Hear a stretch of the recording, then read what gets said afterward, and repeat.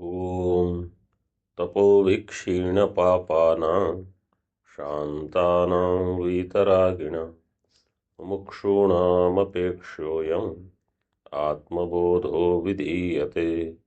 शङ्करं शङ्कराचार्यं केशवं बादरायणं सूत्रभाष्यकृतौ वन्दे भगवन्तौ पुनः पुनः।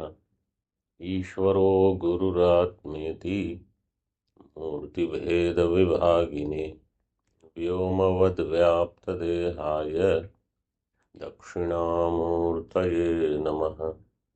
ॐ शान्तिः शान्तिः शान्तिः।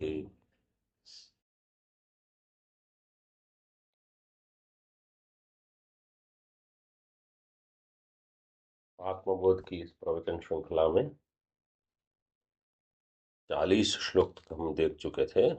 परमात्मा में प्रमाता प्रमाण प्रमेय इस प्रकार के भेद नहीं है और चिदानंद एकमात्र स्वयं प्रकाश स्वयमेव दीप्यते, ऐसा आचार्य ने बताया। जो भेद है वो औपाधिक है। औपाधिक का अर्थ है कि आत्मा में इस प्रकार की चीजें जैसे घट पट इत्यादि, अथवा जैसे ये त्रिपुटी प्रमाता प्रमाण प्रमेय, आत्मा में ये नहीं है। उपाधि का अर्थ है कि वो कोई अन्य पदार्थ इसकी सन्निधि में, इसके सानिध्य में होने से ऐसा लगता है कि ये दोनों संबद्ध है। जैसे दृष्टांत हम दे सकते हैं, बहुत ही सटीक दृष्टांत है ये, शास्त्रीय है। घट और आकाश, घट के साथ आकाश का वास्तविक कोई संबंध नहीं, लेकिन आकाश की घट उपाधि बन जाता है और एक भ्रांति का निरूपण करता है कि यहाँ घटाकाश नाम की कोई चीज है। ऐसे चैतन्य व्यापक है, विभु है। इसमें चैत्र मैत्र देवदत्त आदि कोई नहीं है। देवता मनुष्य कीट पतंग पशु पक्षी कोई नहीं है। लेकिन चैतन्य से इतनी सन्निधि है, जैसे आकाश और घट सन्निधि में है, आकाश में घट है, ऐसे चैतन्य में ये शरीर भास रहे हैं। इसलिए हमको लगता है कि चैतन्य में विभाग है और हम उस विभाग को इतना प्राधान्य दे देते हैं तो चैतन्य पर हमारा ध्यान ही नहीं जाता, उसी को हम पकड़ के रह जाते। यही कारण है हमारे बंधन का। बंधन जब हम कहते हैं अविद्या के कारण है और शास्त्रीय प्रतिपादन करते हैं, इसका अर्थ यही है कि जहाँ ध्यान जाना चाहिए वहां जाता नहीं, और जहाँ नहीं जाना चाहिए उसी में हम सब पूरा दिन बिता देते हैं, रमण करते हैं उसी में, उसी का चिंतन करते हैं, वही कुछ राग द्वेष कर लेते हैं। यही संसार है। और ये ऐसा नहीं है कि पहले होता है या बाद में होता है। श्रवण के बाद भी अगर हमने प्रयत्न पूर्वक इस भ्रांति को नहीं हटाया तो ऐसा ही रहेगा। इसलिए आचार्य ने कुछ मननात्मक श्लोक दिए थे, हमने देखे थे पहले। अब आगे देखो टीका में, श्लोक क्रमांक 41, पृष्ठ क्रमांक 497, 497। टीका, एवं विशुद्ध वस्तु ज्ञानात् प्रत्यक्ष फलम आह। इस प्रकार चिंतन करने से विशुद्ध वस्तु का ज्ञान हो जाएगा। विशुद्ध वस्तु है ब्रह्म। विशुद्ध वस्तु ज्ञानात् प्रत्यक्ष फलम, दृष्ट फल इसका क्या होगा वो बताते हैं। वेदांत का जो ज्ञान है उससे अदृष्ट फल स्वर्ग आदि नहीं होते। दृष्ट फल क्या है? एवमात्मारणौ ध्यान मथने सततं कृते उदितावगति ज्वाला तीर्ज्वाला। यहाँ रेफ आवश्यक है। उदितावगतिर्ज्वाला सर्वाज्ञानेन्दनं दहेत् एवमात्मारणौ ध्यान मथने सततं कृते उदितावगतिर्ज्वाला सर्वाज्ञानेन्दनं दहेत्। एवं इस प्रकार से आत्मारणौ ध्यान मथने सततं कृते उदिता ज्वाला अवगति सर्व अज्ञान ईंधनम दहेत। स्पष्ट है, अन्वय कुछ कठिन नहीं है। आत्मा नाम की अरणि, आत्मारणव, ये पूर्व मीमांसा में अग्नि प्रकट करने के लिए अरणि मथन करते थे, उसी का दृष्टांत लिया है। हाँ, आत्मारणव मथने। अब दो आत्मा चाहिए, मथन के लिए दो अरणियां होती हैं, एक उत्तरारणी और एक निम्न अधरारणी। फिर उनका मथन होता है दोनों का। यहाँ दो आत्मा आवश्यक है। आप कोई पूछेगा कि आप तो कहते हो एक ही आत्मा है, अब दूसरा आत्मा कहाँ से लाओगे मथन करने के लिए? तो अंतःकरण जो है ये आत्मा की सन्निधि में है और अंतःकरण का ही उपयोग होगा चिंतन के लिए। ध्यान मथने, यहाँ मथन जो है वो ध्यान रूप है। ध्यान का अर्थ क्या है? आंख बंद करके समाधि लगाना, ये ध्यान नहीं है। ध्यान का अर्थ है हमेशा वहां ध्यान जाना चाहिए। चैतन्य चैतन्य चैतन्य चैतन्य, ये ध्यान। ये ध्यान जितना हो सके उतना बना रहे।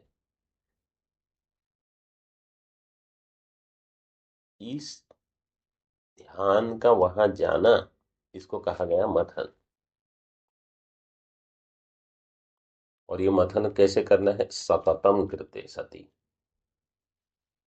मतलब जब सतत किया जाएगा तो ये होगा। तो थोड़ा पढ़ लिया, अब छोड़ दो पढ़ाई, अब थोड़ा कुछ और करते हैं, ये करते हैं, इससे नहीं होगा। या तो सततम ध्यान मथने कृते, तब जाके कुछ ज्ञान होगा, तब जाके दुख निवृत्ति होगी। नहीं तो दुख, दुख तो अपना साथी है। तो इस मथन से क्या होगा? जैसे अरणि मथन से क्या होता है?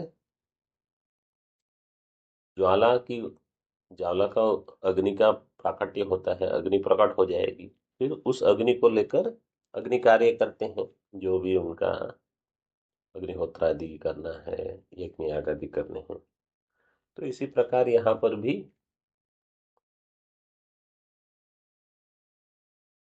उदिता अवगति ही ज्वाला, अवगति ज्ञान रूपी ज्वाला।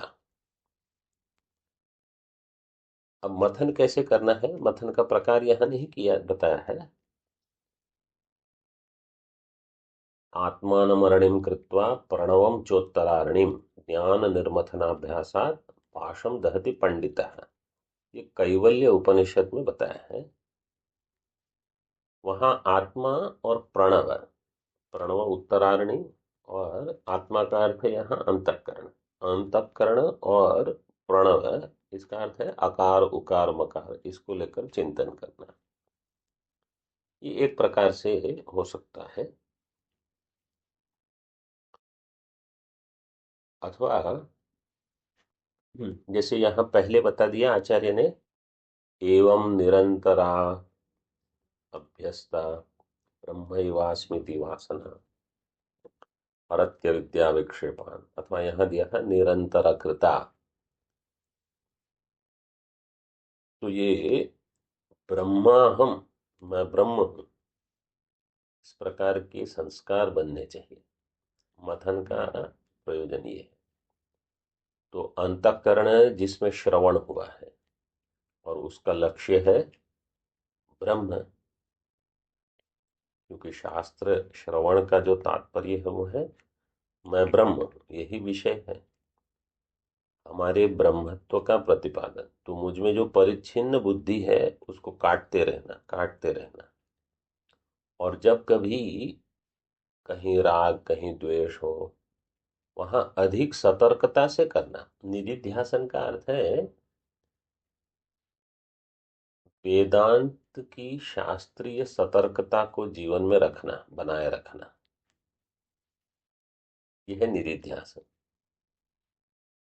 मतलब वेदांत में जो हमने अध्ययन किया कि मैं ब्रह्म हूं, मैं नित्य शुद्ध बुद्ध मुक्त हूं, मुझ में सब अध्यस्त है, इस भान को बनाए रखना।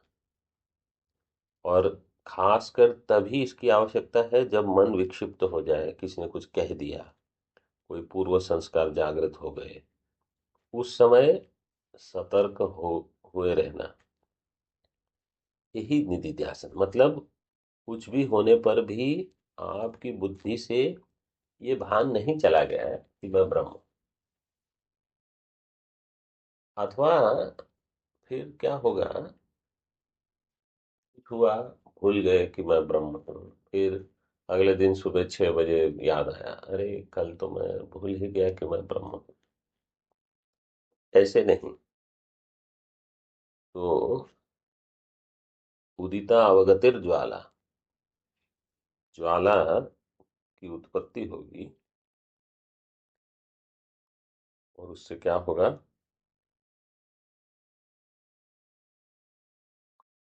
सारा ईंधन जो है, ईंधन क्या है यहाँ, अज्ञान, अज्ञान रूपी ईंधन, सर्व अज्ञान ईंधनम दहे, सारे के सारे अज्ञान ईंधन को वो ज्वाला अवगति ज्ञानम वो जला देगा।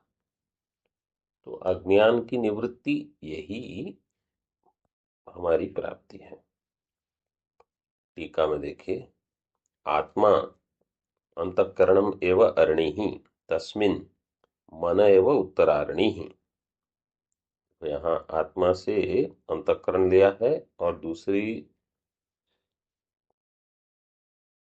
अरणि, तस्मिन् मन एव उत्तरारणि, ध्यानेन तयोर्मथने सर्वदा कृते।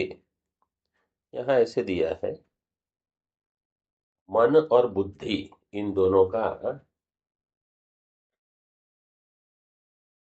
मथन करना। कैसे करना, क्योंकि मन में कमजोरियां हैं, विक्षेप है। संकल्प विकल्प का अर्थ यहाँ ऐसे लेना है कि भ्रमित अधिक होता है, जबकि बुद्धि जो है वो शास्त्रीय श्रवण करेगी। शास्त्रीय श्रवण के पश्चात एक नई समझ बनती है, जिसको हम हमारी शास्त्रीय भाषा में कैसे कहेंगे, वेदांत के श्रवण से जो बुद्धि बनेगी वो बताएगी कि मैं ब्रह्म हूं और जगत मिथ्या है। और पूर्व संस्कार और प्रत्यक्ष प्रमाण के बल पे हम क्या सोचते हैं कि मैं देह हूं और जगत सत्य है। तो दो विचार आ गए, मैं ब्रह्म हूं जगत मिथ्या है, ये शास्त्रीय शब्द प्रमाण से प्राप्त होगा, और प्रत्यक्ष प्रमाण से मैं देह हूं और जगत मिथ्या है, जगत सत्य है। अब इनका आपको मथन करना है। तो मैं ब्रह्म कैसे हूं, एक ये चिंतन करना, और मैं देह कैसे नहीं हूं, एक ये चिंतन करना। ये दो पूरे दिन भर सोचते रहना। और दूसरा, ये जगत कैसे मिथ्या है और कैसे सत्य नहीं है, ये दूसरा चिंतन। ये मुख्य बताते हैं, आप इसको अपनी तरह से समझना है हमको। जैसे समझो मुझे किसी व्यक्ति के नाम से बहुत क्रोध आता है, तो मुझे क्या चिंतन करना है, मुझे ये चिंतन करना है कि मैं ब्रह्म हूं। और जिस व्यक्ति को क्रोध आ रहा है वो मिथ्या है, जिसके लिए क्रोध आ रहा है वो भी मिथ्या है। इस प्रकार से चिंतन करना ये आवश्यक है। तो जब तक, क्योंकि ये वासना दृढ़ है, जब तक ये नहीं हटेगी आपको ब्रह्म चिंतन करने नहीं मिलेगा। तो ऐसी, इसको कहा जाएगा ग्रंथि। ये सब ग्रंथियां हैं जो भिद्यते हृदय ग्रंथि हम कहते हैं। मूल ग्रंथि तो आत्मा और अहंकार की है, लेकिन ये छोटी छोटी गांठ हम बांध के बैठे हैं। जब तक ये सब खुलेंगी नहीं, जब कटेगी नहीं, तब तक मुख्य ग्रंथि बनी रहेगी। उल्टे मुख्य ग्रंथि जो है पहली वाली, उसके ऊपर ये सब दूसरी तीसरी चौथी गांठ अगर आप बांधते रहो फिर क्या होगा, वो और कड़क हो जाएगी, वो टूटेगी ही नहीं पहली वाली। तो पहले तो बाकी सब खोलनी पड़ेगी आप, और वहां अन्य अन्य साधनाएं काम करेगी। अंतिम ग्रंथि काटने के लिए ज्ञान आएगा। तो अगर हम सोचते हैं कि ज्ञान से बाकी सब ग्रंथियां, वो कहेंगे इसके लिए तो आपको उपासना करनी पड़ेगी, कहीं सत्व बढ़ाना पड़ेगा, कहीं सद्भाव आवश्यक है, कहीं कुछ कहीं कुछ। ज्ञान उन सबको ढीला करने में कुछ ना कुछ तो महत्व उपयोगी है ही, उसमें कोई दो राय नहीं। लेकिन वहां आपको अन्य भी प्रयास करना होगा। फिर वो जब काम पूरा हो जाए तब ज्ञान कहेगा अब हम अंतिम ग्रंथि काटेंगे कि मैं अहंकार नहीं। नहीं तो हमको ये लगेगा कि देखो मैं कितना पवित्र अहंकार हूं, अब सबसे प्रेम करता हूँ, सबसे सद्भावना करता हूँ, मुझे किसी से कोई विरोध नहीं है। ये बिल्कुल शुद्ध चमकता हुआ अहंकार है। फिर उसको काटना पड़ेगा क्योंकि उसकी ग्रंथि हुई है आत्मा से।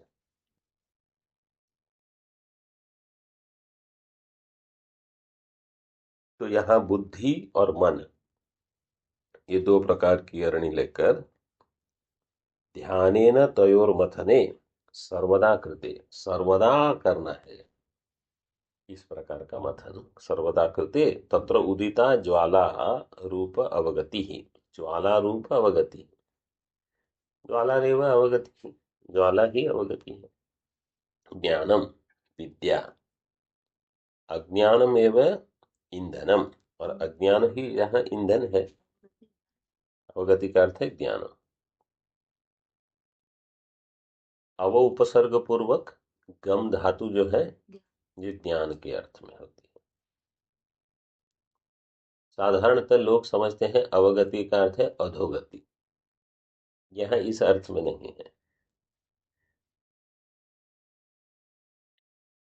अज्ञानमेव ईंधनम, मूलाज्ञानम निःशेषतः सपरिकरम दहति। मूलाज्ञानम यहाँ शब्द दिया है, मूला विद्या जिसको कहते हैं, सपरिकरम अपने कार्य के सहित, निःशेषम निःशेषतः दहति, नाशयति, नाशयति, कह नाशयति, ज्ञानम नाशयति, कम नाशयति, अज्ञानम नाशयति। ज्ञानम अज्ञानम नाशयति, इसमें द्वितीया में कौन है, अज्ञानम, और ज्ञानम होगा प्रथमा में। तितिक्षु मुमुक्षु स्वाराज्ये अभिषिक्तः कृतकृत्यो भवति इत्यर्थः। तितिक्षु मुमुक्षु, जो तितिक्षु है, तितिक्षा करने वाला, मुमुक्षु स्वराज्य अभिषिक्तः, अपने आत्म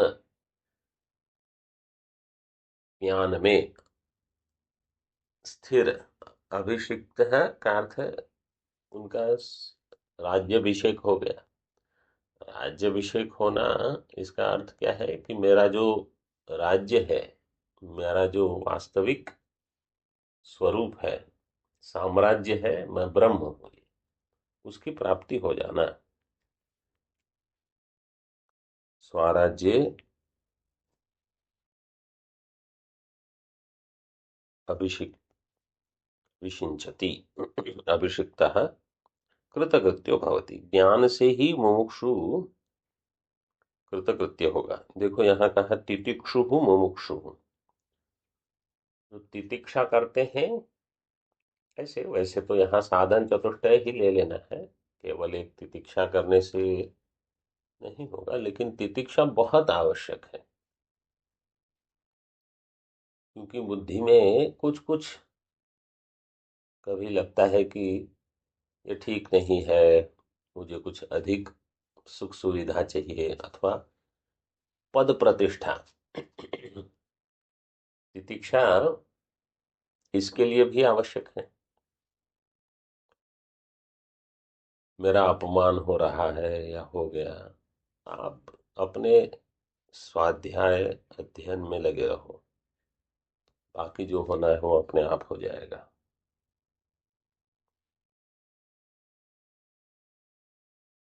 आगे देखिए टीका में, जीव परयोर अत्यंतैक्य ज्ञानेन विद्या परिकल्पितान परिकल्पित अंधतमसी निःशेषम अपयाते सती परमात्मा स्वयं आविर्भवतीत्याह।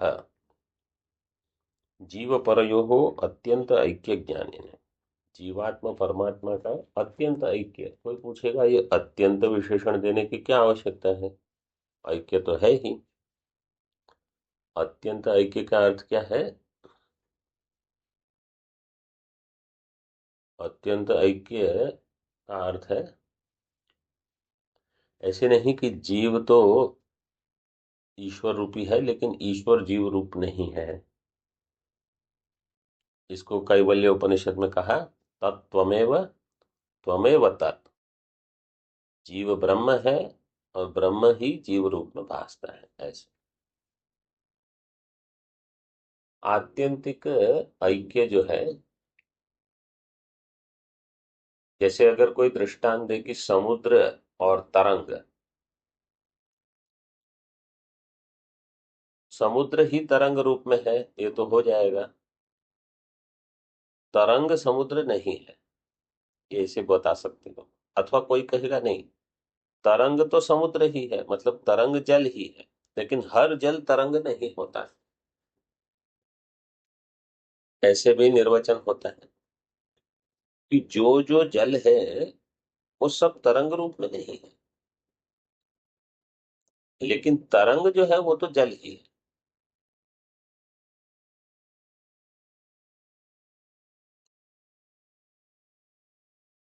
तो इसका अर्थ ये है कि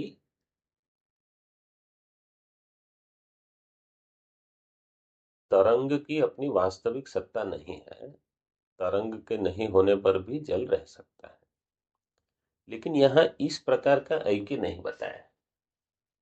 यहाँ बिल्कुल आत्यंतिक ऐक्य है कि एक ही चीज के दो नाम हैं। जिसके लिए आप जीव शब्द प्रयोग करते हो, वास्तव में वो आत्मा ही है, ब्रह्म ही है। अथवा आत्मा और ब्रह्म, ये भी दो नाम है, एक ही पदार्थ है। तो पद पदार्थ का जो संबंध होता है वो वहां एक ही। इस ज्ञान से क्या होगा? ज्ञानेन अविद्या परिकल्पित अंधतमसी निःशेषम अपयाते सती।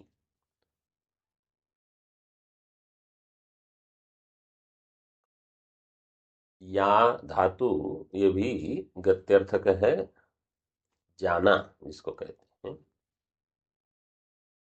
अपयाते मतलब अपयान होने पर, उसका निर्गमन होने पर, निःशेषम पूरी तरह से, किसका?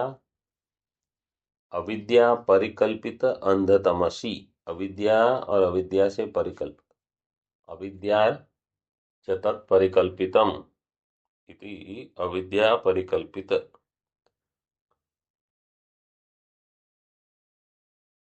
अंधतमस का अर्थ यहाँ क्या होगा? जो भ्रांतियां हमको होती हैं, अंधकार रूपी, अविद्या के कारण, एक अविद्या का काम ही है ये।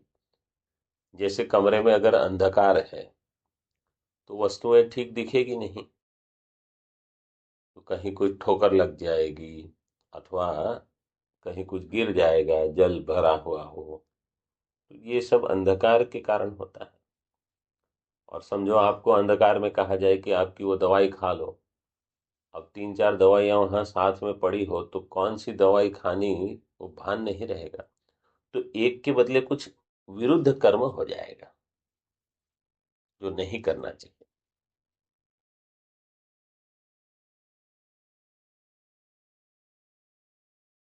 अंधतमसी निःशेषम अपायते अपयाते सति परमात्मा स्वयं आविर्भवती।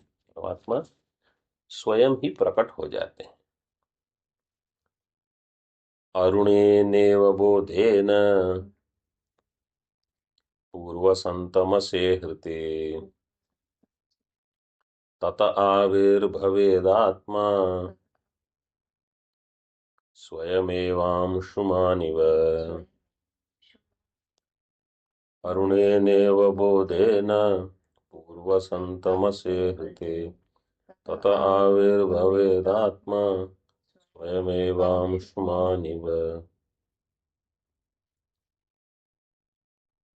अरुणेन एव, अरुणेन इव बोधेन पूर्वसंतमसे हृते। संतमस, संतमस का अर्थ है सम्यक अंधकार, पूरा पूरा अंधकार, पूरा अंधकार हृते सती ततः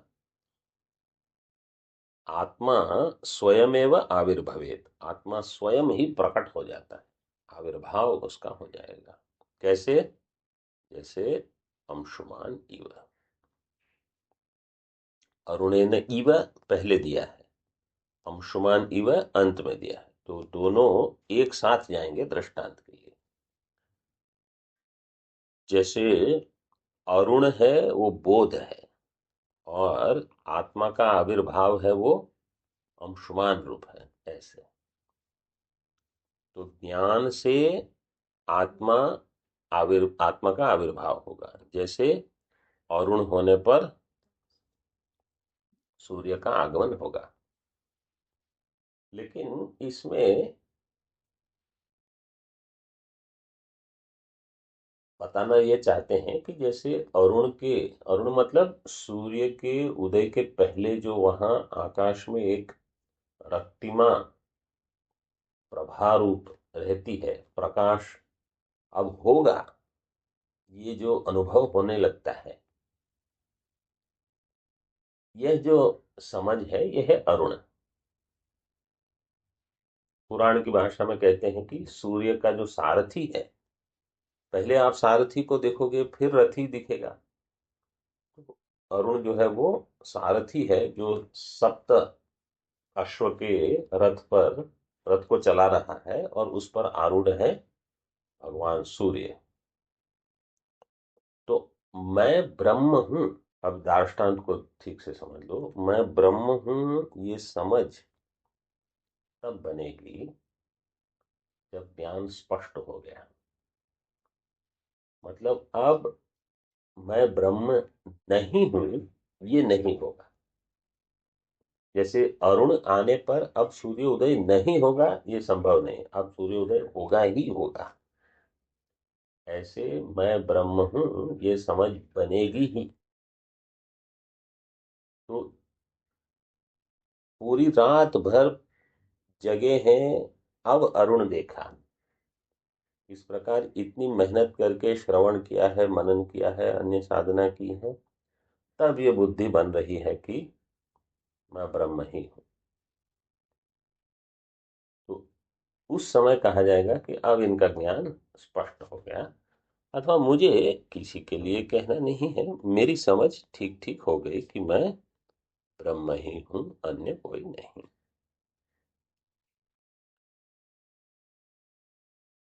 इस प्रकार से ये श्लोक है। टीका एक ही पंक्ति है। अनेन अरुणेन प्रकाशेन आदौ अंधकारक्षये अंशुमान यथा आविर्भवेत् तद्वद आत्मा अपि इत्यर्थः। अरुणेन प्रकाशेन, जो आरंभ का प्रकाश है, उसके द्वारा क्या होगा? आदौ अंधकार क्षय सति, पहले अंधकार का नाश होगा, अज्ञान का नाश, फिर सूर्य का उदय होगा। अंशुमान यदा यथा आविर्भवेत्, इस प्रकार आत्मा भी प्रकट हो जाएगा, मतलब मैं ब्रह्म हूं, ये निश्चय हो जाएगा। ओम पूर्णमदः पूर्णमिदं पूर्णात् पूर्णमुदच्यते पूर्णस्य पूर्णमादाय पूर्णमेवावशिष्यते। ओम शांति शांति शांति। शंकरं शंकराचार्यं केशवं बादरायणं सूत्रभाष्यकृतौ वन्दे भगवन्तौ पुनः पुनः। ईश्वरो गुरुरात्मेति मूर्तिभेदविभागिनः व्योमवद्व्याप्तदेहाय दक्षिणामूर्तये नमः। ओम शांति शांति शांति।